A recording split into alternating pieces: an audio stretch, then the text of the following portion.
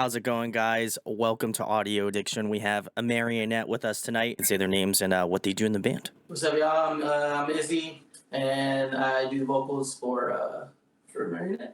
And I'm Nick, and I play guitar. There we go. He just plays guitar. He's just here.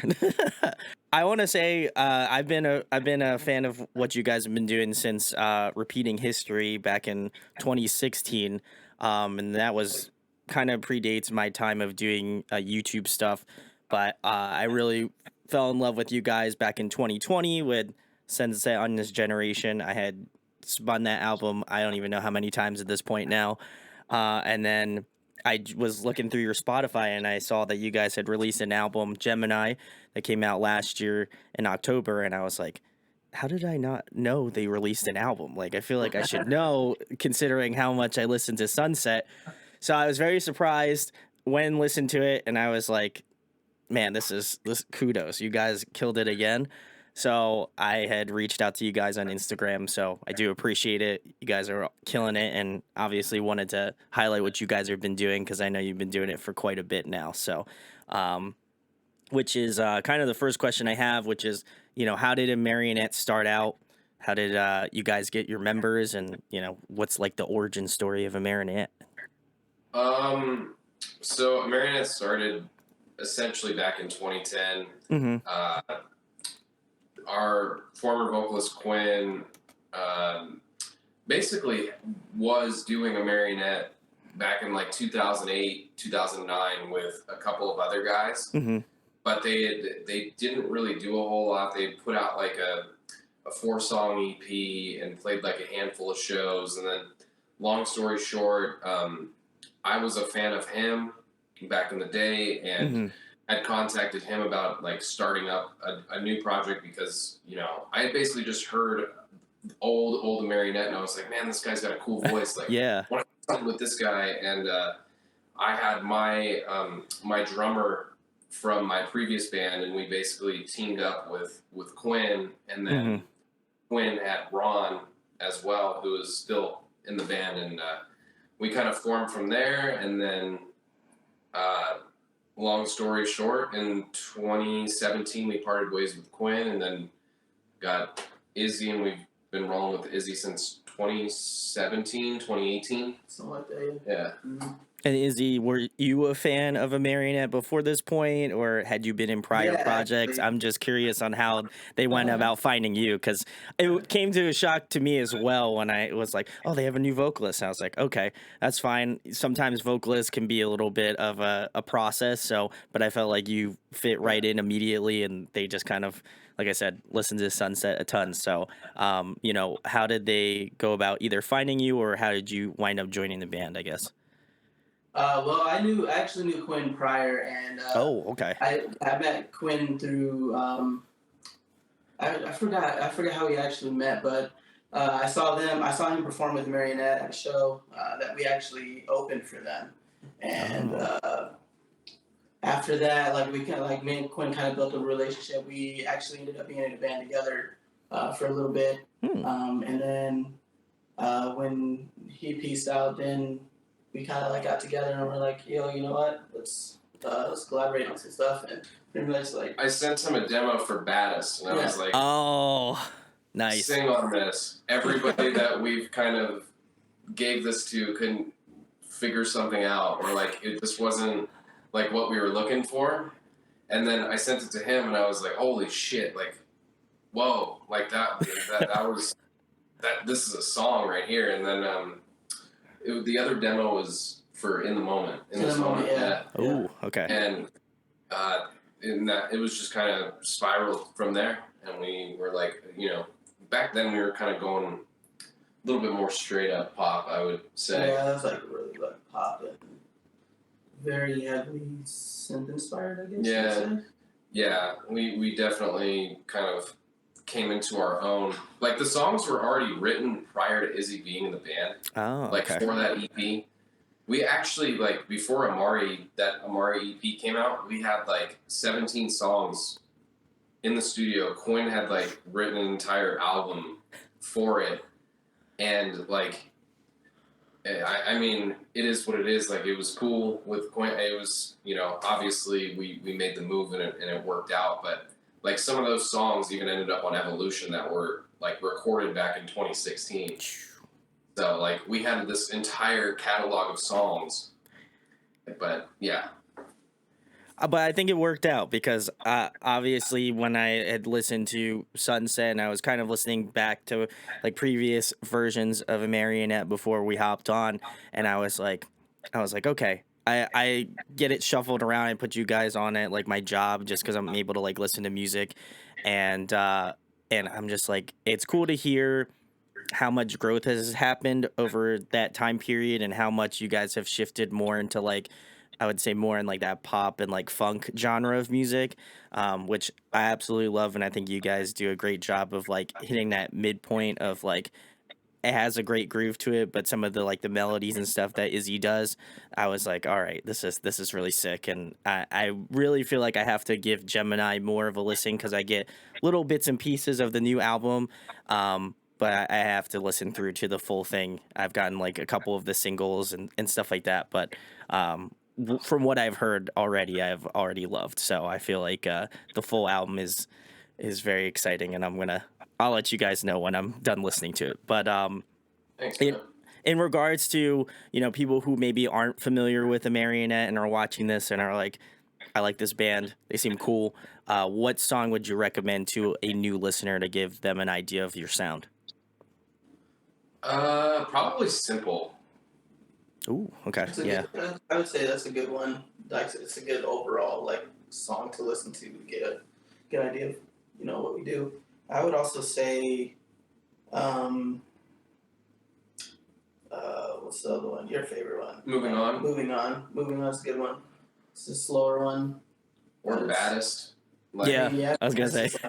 That's like a great, I mean, to me anyway, it's a great introductory to a Marionette because it's like, one, it was like we turned the page, obviously with the new vocal, but again, like the music, we were still, we had the music way before we ever made the change. So I just think that, you know, to this day, I think it's still our top played song. So I would agree as well because that one I spin a ton. I will say off of Sunset. I gotta give a shout outs to my boy Andreas. I love that dude so much. Ironically enough, wearing an Andreas shirt, but he was actually, I had been listening to his music for a while, and then you guys came up as like a suggested like, you know, artist to listen to, and I was like, okay, let me get into these guys, and then immediately was hooked. So I feel like I think it's like throwing stones or throwing rocks. Yeah, that one's probably one of my favorites off of Sunset. And then I'd also say Simple as well. I think that one was one of the ones that keeps cycling in my like Spotify rotation. So yeah, I would also say that's a great one as well. But I'll leave links, guys, below in the description. Go check them out. But the next question I have for you guys is, you know, who kind of got you started out on your respective instrument? Who really, you know, got you hyped into like making music and wanting to, you know, create that sort of thing, and who influences your style more currently now? For me, I was a diehard Van Halen fan. Ooh, and okay. Really into like playing guitar was Eddie Van Halen, obviously, and then I would say as far as modern influences or what kind of got me into like modern post rock or post hardcore pop would definitely be Seosin and Paramore was a big one for me. Oh yeah. I like all Paramore. I like new and old Paramore. Same. I don't know how Yeah. it feels. I'm not iffy about their stuff, but yeah. But I must have done. yeah. Izzy? All right, what about you? For me, I grew up. My dad's a musician, so I was always around music. He was recording me from like the age of 7. So I was always just like recording music and just around it. So that's kind of like how I started, and I got into Michael Jackson like at a young age, and I was like, this is the dude right here, you know. So that's absolutely one of my one of my tops. And then when I started getting older, I started listening to more R&B stuff, like Usher, like Brian McKnight, and then like older stuff too. Like my dad got me into Earth, Wind and Fire, Cool and the Gang, stuff like that. It's just like all over the place. And then I started getting into like the more like stuff like Paramore. Linkin Park was like the first band I actually listened to. Oh yeah, oh, that's great. Yeah, oh yeah. Start playing some guitar now. I love that. I also want to give a shout outs to you did a Pretty Young Thing. That was also I think you nailed it. Sometimes I think about it and I'm like he could very much like cross over with Michael Jackson at some points. I was like I had to kind of like look at it and be like, is this a cover or is this actually the MJ song? So I was a little confused at first, but then now I kind of can hear like the different styling, and obviously the instrumentals are a little bit more like funky, a little bit more riffy. So I was like, okay, it's a cover. But you guys absolutely killed that one, so I also got to give that a shout. But Thanks. I love how you guys kind of hit that like ride of like R&B, you have pop, and then again that like a little bit of post-hardcore like swancore sort of stuff. And I think again, if people haven't checked out Amarionette, you should absolutely go do it, because definitely a band that I think flies under most people's radar in terms of like the genre as a whole. I think you guys definitely are putting out some fantastic work, so wanted to give a salutes to that. Thanks, man. But the next question, guys, that I have for you, what are you listening to currently? What are you jamming on Spotify? What have you guys been listening to lately? Doja Cat. Oh, okay. All right. Yep. At work, I kind of like I'm forced to listen to like a lot of top 40 stuff. Yeah. So I'm constantly playing like the 80s hits channel, or Yeah. like retro synth, like the Midnight Channel. Ooh, yeah. But yeah, that's pretty much it. Or like live albums. For some reason, I've been on like a live album kick. I don't know. What type of live albums, Nick? The most recent one that I've been listening to was a Hagar era Van Halen one. Just trying to get ideas for live shows and stuff, like dissecting like live shows, because that's kind of been our thing as of recently. Is like we need to do a better job with our quote unquote show.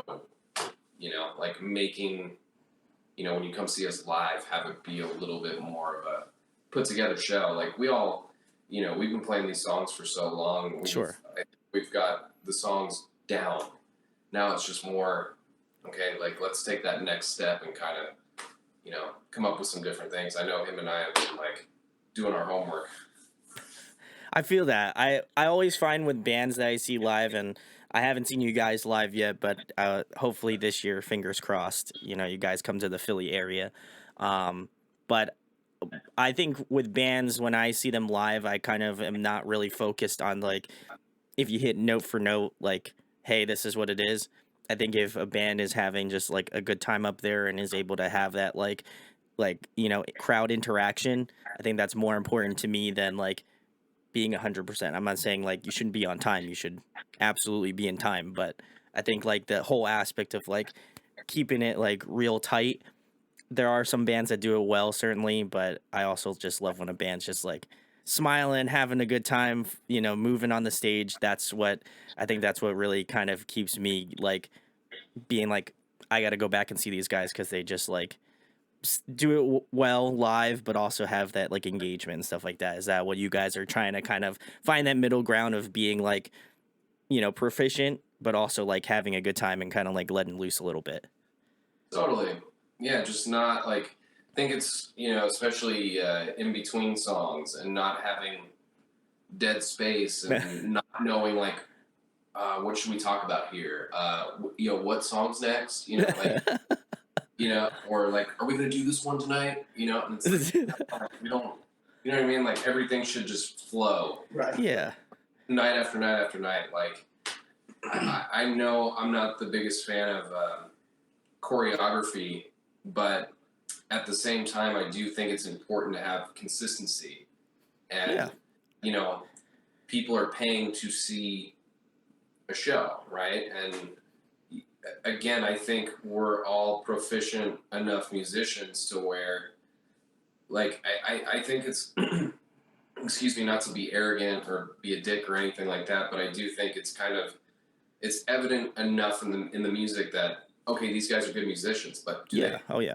are they boring? Are they, you know, a lot of bands, I don't like to go and see them just play their stuff unless it's like, you know, if you're going to go see an Animals as Leaders show, like, yeah, or a Polyphia show, Yeah. you're really looking for a show because you want to go see the talent, like that's like a story, right? But I think for us, it has to be a blend. It can't just be, you know, which it's not. It's just I always think there's room for improvement. Oh, absolutely. I always find the same thing with doing YouTube and like interviewing bands. There's always that next, I feel like I always dog on myself for interviewing bands because I'm like, I could be better, and I think that's always like the give and take of seeing a live show or performing. I always find that for myself, like if I wanted to listen to a band just be perfect, I would just listen to the record. Like that's where I would go for that. If I'm going to see a live show, I want to be able to see them like interact with the crowd, make jokes, or like do some dumb shit on stage. Like that's to me like that's gonna make me like remember those moments of seeing them and being like, yo, go see a Marionette live because they like rip. That's to me one of the coolest things. And do you feel like maybe on the, because I know you guys went out with I Met a Yeti, which also shout outs to them as well, they're great. Do you feel like on that last tour that you guys were on, you were just kind of like, going through the motions, or like just curious? There were some moments that like prompted us to like to think about things live and really revisit our live show. But it's just like with any tour, like you evaluate and find things to improve on. So I mean, yes and no. I feel like we still had a good tour. Sure. Yeah. But yes, for sure, I definitely see things that we could improve on live. Yeah, I think there was like a couple times where I was like, I know I do this all the time. I'm like, I don't think we should play these two tonight, or like, hey, let's. Or like, hey, the crowd reaction on this one, hey, maybe we should, and it's like, we just don't want to run into that. And like, Sure, yeah. I'll first want to raise my hand and be like, yeah, that's on me. Like, I take ownership of that. But, again, in this day and age too, a lot of the live world has come down to everything being on a laptop and digital. Yeah. So it's a blessing when it works. It's incredible, like the opportunities and like the resources that we have to almost do anything we want in a show. Like if you're able to dial it in on a MIDI, or you know what I mean. But yeah. At the same time, it's still nerve-wracking when like it's not rehearsed well enough, and it's like, oh shit, well there is like a really big pause here, and like we keep running into this really awkward spot every show, and it's fucking weird, and we don't want that anymore. Just working out the kinks, man, just like anything else. Yeah, but I appreciate that you guys are hard on yourselves a little bit. I can feel that pain as again as a YouTuber, but I do feel like you guys will work out all of the kinks in regards to the live show, because like I said, the musicality speaks for itself. So I'm very excited to hopefully see you guys in the new year this year. So keep my fingers crossed. But the next question I have for you guys is, I know we already talked about the Michael Jackson cover, but if there was another song you guys are interested in covering, what do you guys have in mind? Sacrifice by The Weeknd. Yeah. Ooh. Yeah. I like that. One that's been in talks for a minute. So. Do you agree with that one, Izzy, or you got another choice? No, I like that one. I'm down with that one for sure. There's a few that I'd like to cover. What do you want? I mean, we already did Michael Jackson, so like, we kind of else. But I mean, I would do like a Usher song or something like that, or something different. We can put our own spin on, something like that. I'm always down to flip a song in a crazy way. So. Oh yeah. Do you have any Usher song in mind? Not to put you on the spot, Superstar is a really good one. It's slow. It's off the Confessions album. That's a really good song. So. I like that. I like either one. I think you guys could kill either one, certainly. I mean, I feel like The Weeknd, just, because he's on top right now. That might be the wave, but I don't know. I'm a huge like Usher fan as well too, so I feel like you guys could really just do a justice to either one. So but yeah, guys, let Amarionette know in the comments if you like either of those choices, or if you have an entirely different one, drop them in the comments.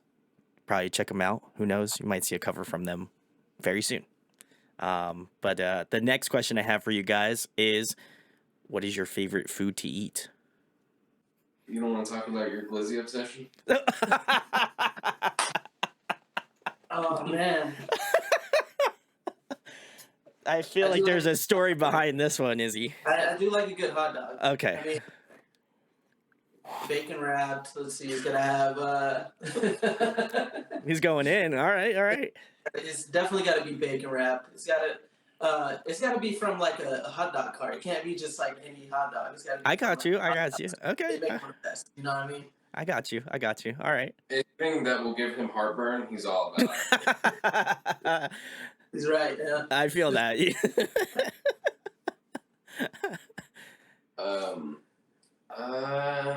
Pho for me, probably. Ooh. All right.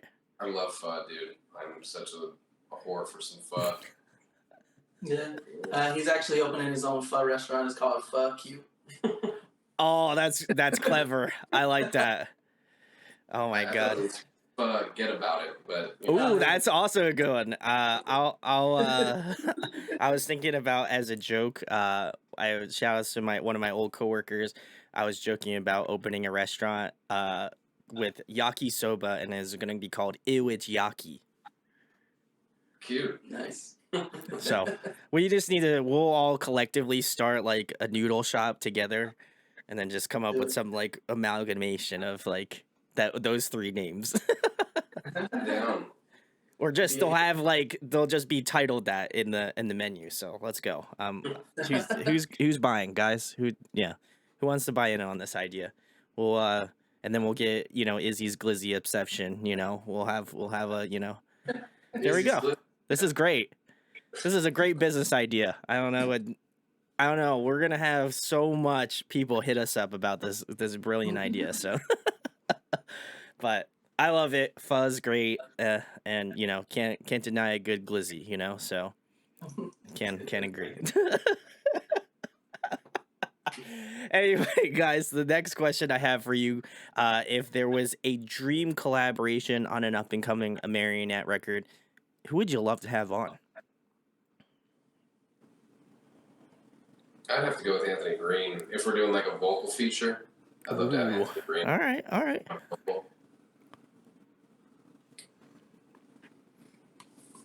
Is that a dream feature? Dream feature. So it could be anyone. Anyone.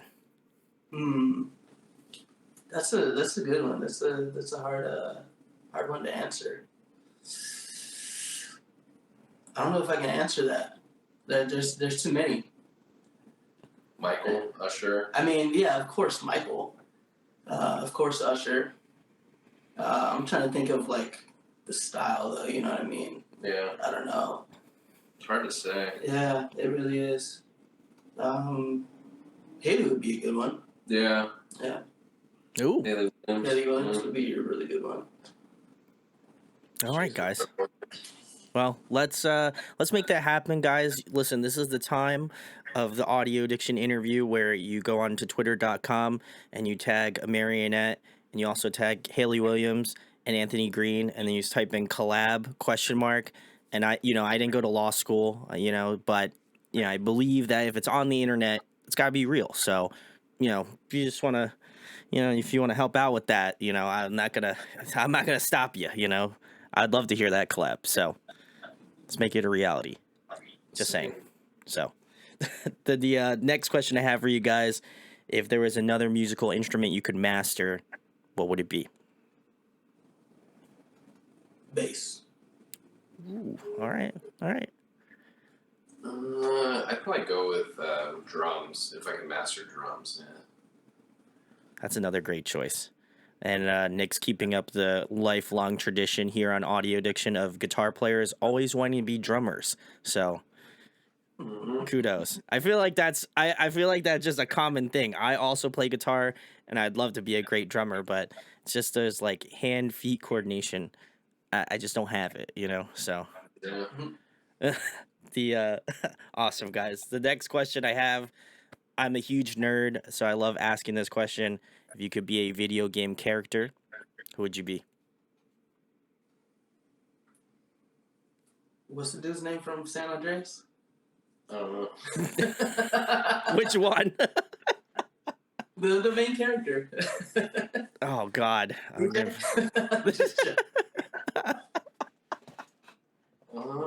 Video game character? Probably go with Sub-Zero. Oh, that's a good one. Yeah. Actually, really good one. Wouldn't you be Reptile?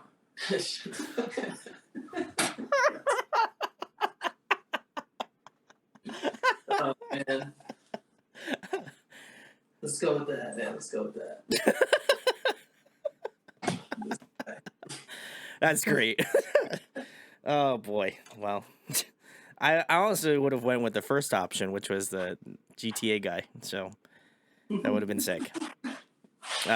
Anyway, guys, the next question I have for you: if you were to compile a dream tour lineup including Amarionette, who would be on it?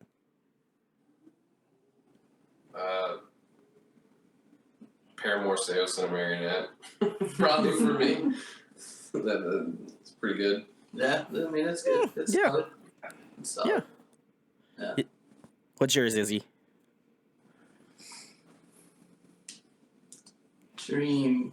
So this is a dream though. This is a dream, yeah. Okay. The Weeknd.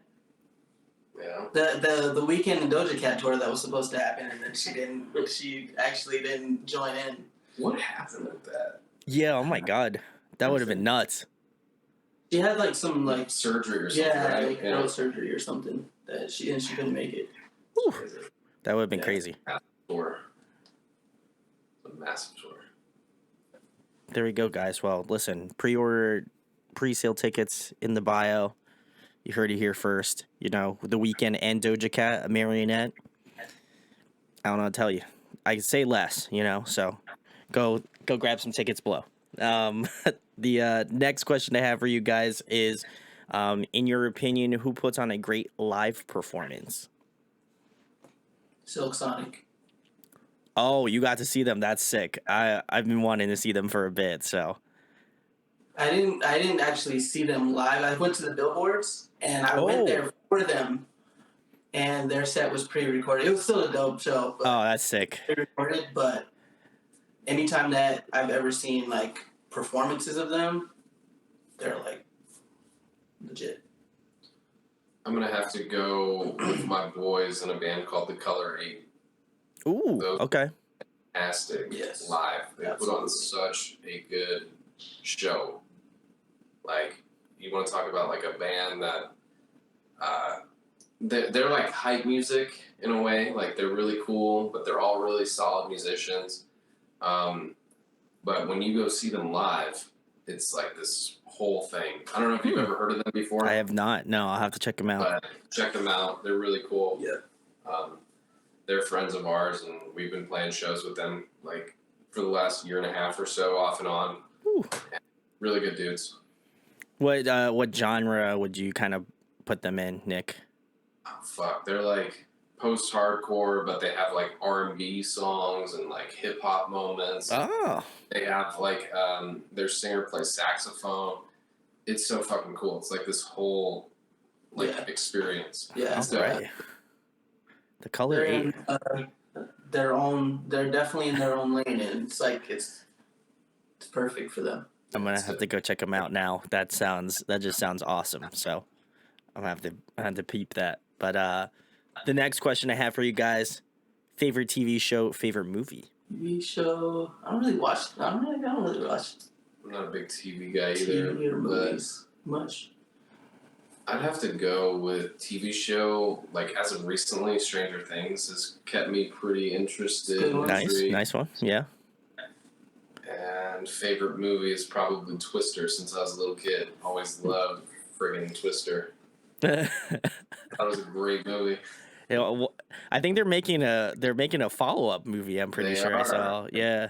I saw that, but yeah, always loved that movie. That's a good one. Yeah. Izzy? I don't really watch TV that much, but like TV shows that I would say Breaking Bad because I've watched that like over and over again. And then as far as movies, Rush Hour.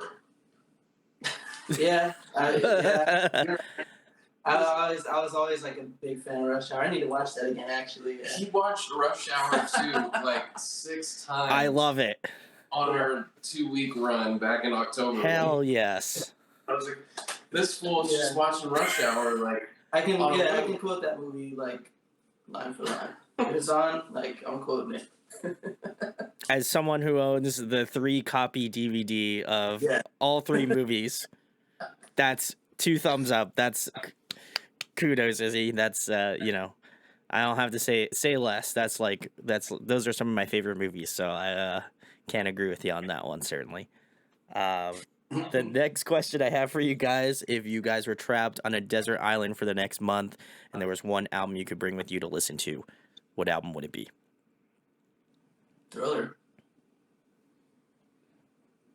It is a classic. Probably 1984. Ooh. They both came out the same time too. Yeah. They did. I like that. All right. Very sick. Two worlds collide. Exactly.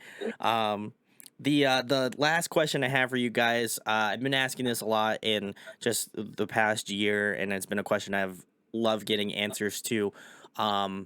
Why do you guys create music? Why is this important to you? Because, as someone who loves to interview bands and just is very passionate about it, this is something that I'll probably do until I die. What inspires you, or what continues to motivate you to create music the way that you guys do? For me, I just think just the creation process of music is great for me. Like just being able to go into the studio and create something new that nobody's ever heard before, and just listening to it back and being like, yo, I made that, you know what I mean? Like, yo, we made that. And then just sharing it with people and seeing like how people react to it. Like that's what keeps me going the most, is just being able to create new stuff and bring it to other people, bring something new from within myself to other people, I like that. Nick? Pretty much the same. I think my favorite part about music is the creation process and being in a studio and like having the ability to just sit there and loop things and like hear it back, and it's like, oh wow, this is like what it sounds like on speakers, and that I would have to probably say the same thing, like some form of it's like instant gratification. Sure, yeah. As soon as you're recording it and hearing it, it's like, oh, this is cool. I'd even go further to say, like, I can only imagine like having like a physical CD, or like I know you guys have made like vinyls for your releases as well. Like I can imagine also just like getting that in the mail and like physically holding it. Like you're like, oh shit, I made this. This is awesome. Like now I can have it, to share with other people, or like, when we all get old and we're like, yeah, I used to do this shit, as a kid or whatever, like my young age.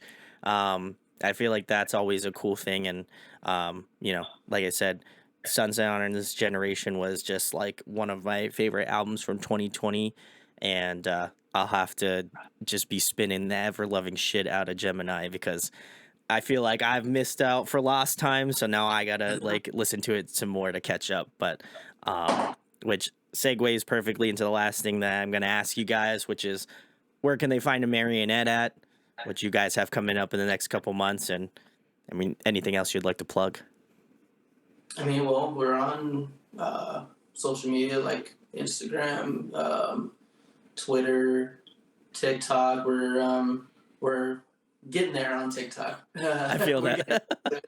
And then as far as like our music goes, we're on like all streaming platforms like iTunes, Spotify. Well, I guess it's Apple Music now. I was like, iTunes. Probably on there too.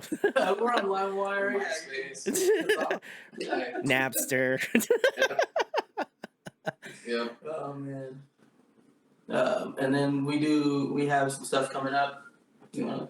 Yeah, so we're hitting the road in February, mid-February, with Kurt Travis and two bands called Predisposed and Giveaway. I'm pretty sure both of them are Sacramento acts that Kurt is trying to. I think Kurt's working with them. Nice. On his record label, and it's going to be really special. We're bringing out a gentleman by the name of Zach Guerin, who also played with Kurt on Happiness and Death Star. Yep. On the HD album. So we're going to be doing Kurt's backing band is me, Ron, and Justin from Amarionette, and Zach Guerin on guitar, and Kurt singing. We're doing some Death Star, we're doing Happiness, we're doing a lot like Bird songs. It's gonna be really cool. We're trying to make this tour like something really special. I think once it's announced, it'll be really cool. I think people will enjoy it, and we're stoked to be a part of it. Grateful for the opportunity. Yeah, shout outs to Zach. His band Strawberry Girls has stayed at my house, so I am very familiar with those guys. So big salutes. Love Zach. Miss you, man. But go check out Amarionette. Again, if you have not listened to their band and you have not checked them out, you absolutely need to. Links down in the description. Go follow them on Spotify so you don't end up like me and not know an album came out last year. So I will not make that mistake again. So go check out Amarionette.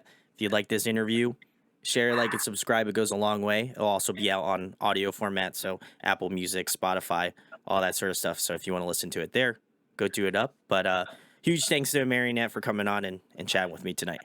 Thanks. Thank you. Thanks for having us, man.